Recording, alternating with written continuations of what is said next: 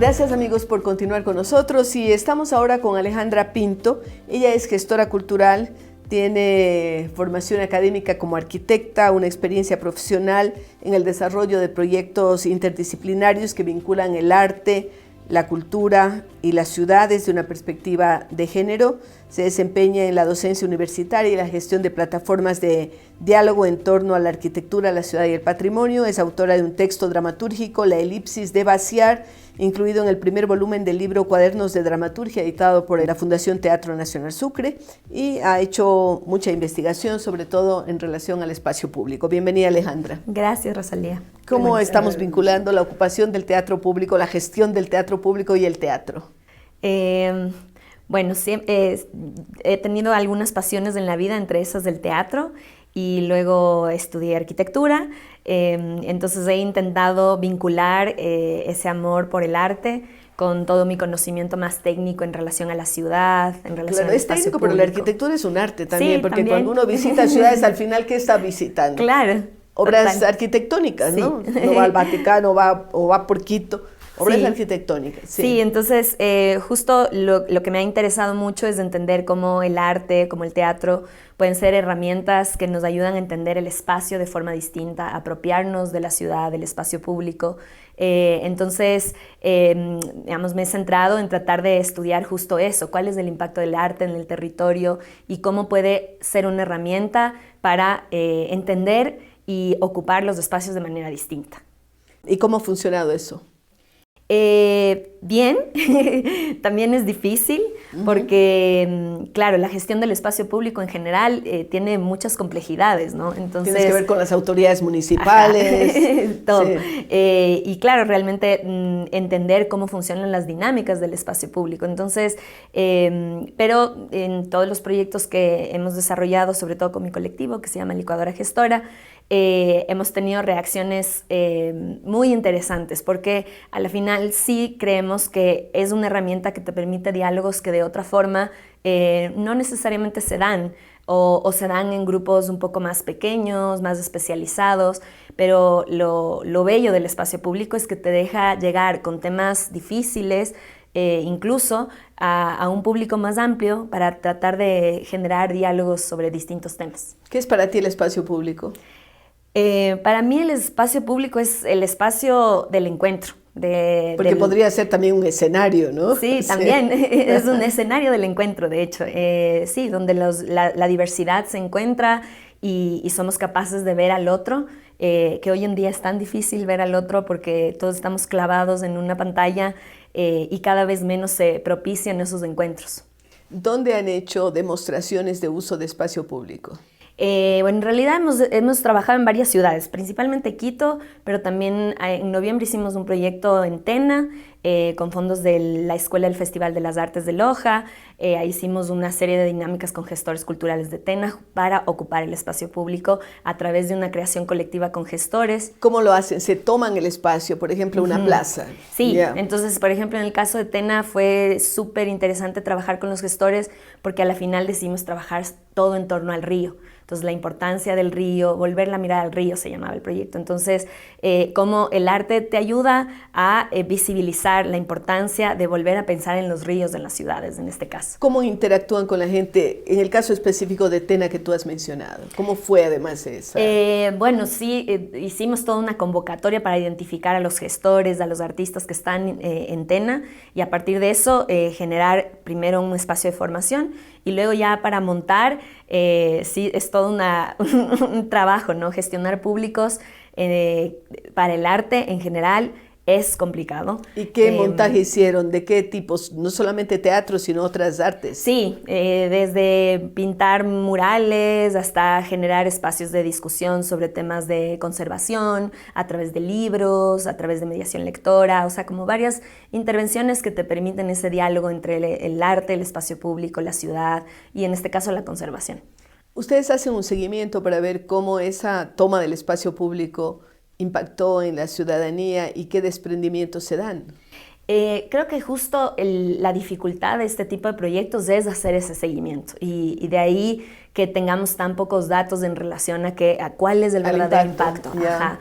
Pero digamos, el mayor seguimiento que tenemos es que las redes que se van conformando a través de los proyectos luego se van cohesionando más. Entonces, y actúan. Ajá, entonces por ejemplo, hace unas semanas estos chicos con los que trabajamos en TENA nos dijeron apliquemos otro proyecto. Entonces digamos, se ve que hay una necesidad de hacer cosas y que se van creando redes, que creo que eso es lo importante finalmente. ¿Qué estás haciendo ahora?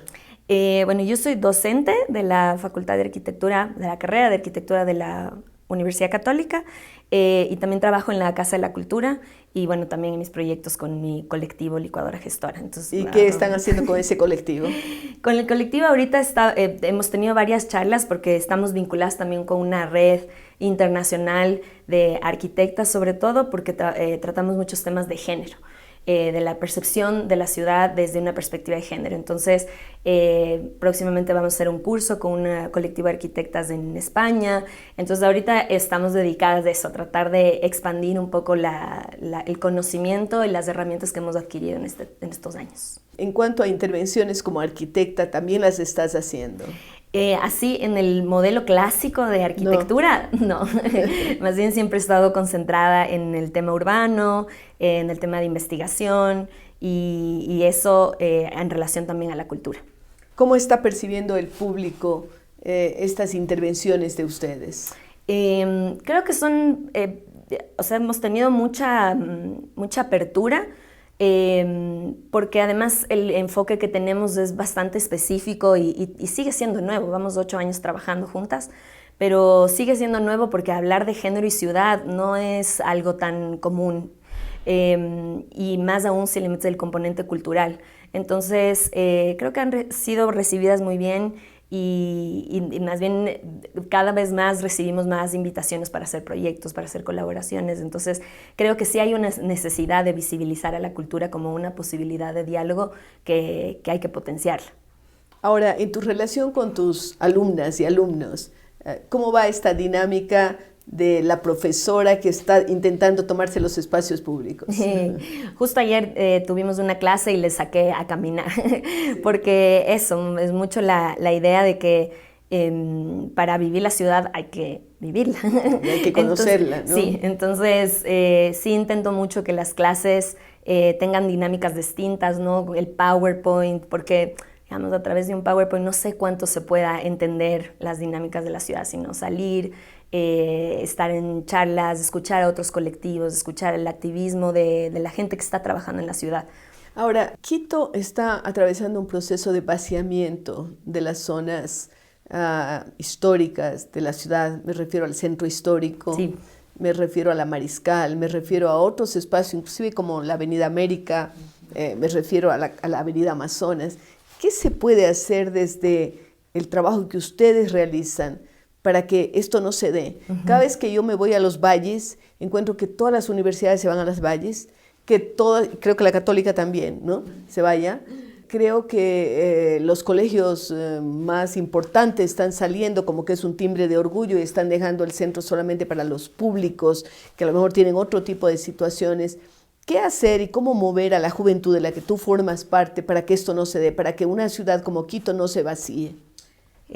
Bueno, o sea, son soluciones complejas, ¿no? Porque por un lado, digamos, desde la organización civil sí que se pueden hacer cosas y de hecho se hacen cosas. Entonces en la Mariscal hay un grupo organizado de vecinos, de gestores culturales, de artistas que están todo el tiempo tratando de generar red para hacerle frente a las problemáticas que se están montando. Claro, porque cuando uno va por allí ve la mayor parte de locales cerrados, sí, y en venta, ¿no? Tremendo. Claro, pero digamos, si la organización civil no puede solucionar un problema que es tan grave. Entonces, claro, o sea, impulsar la vivienda es, de hecho, una de las soluciones que más impulsan en el mundo en general para tratar de solucionar los temas del vaciamiento, porque los espacios en donde no vive gente, ahí son los espacios en donde eventualmente no pasa nada, porque si solo tienes oficinas o temas de comercio, en la noche se queda abandonado, o como en el caso de La Foch, al revés, en la noche tienes bares, pero en la mañana no pasa nada. Entonces, lo importante es tener como zonas mixtas que diversifiquen los usos Y claro, eso ya no solo depende de la organización civil y los actores ciudadanos, sino que hay un tema de política pública que hay que resolver. De autoridades, sí. ¿no? Municipales sobre todo. Sí. Sí. Entonces hay que pensar en soluciones complejas. Ya, y tú te arriesgas a dar soluciones de tu visión de arquitecta, de persona que ocupa el espacio público y que está perteneciendo a algunos colectivos. Sí, o sea, digamos, justo en la Mariscal, nosotros tenemos una oficina en la Mariscal y hemos hecho varios proyectos en la Mariscal. Entonces, de hecho, creo que, digamos, desde nuestras trincheras lo que podemos hacer es aliarnos a estas redes de actores ciudadanos para seguir teniendo una presencia en la ciudad a través del arte, a través de la organización social, etc. Pero claro, una vez más, nuestro trabajo llega hasta un punto. Si es que no podemos ejercer la presión suficiente para que las autoridades logren que, por ejemplo, el área del Mariscal pueda ser un área que retome la habitabilidad, porque además existe la infraestructura para Así eso. Es, claro. Y mucha gente que no tiene casa y otras casas derrumbándose porque nadie las ocupa, ¿no? Total, claro. Y no solo casas, o sea, tienes edificios de oficinas enteros, abandonadas, o sea, claro, es una gestión de la infraestructura que hay que hacerlo de forma conjunta. Indudable.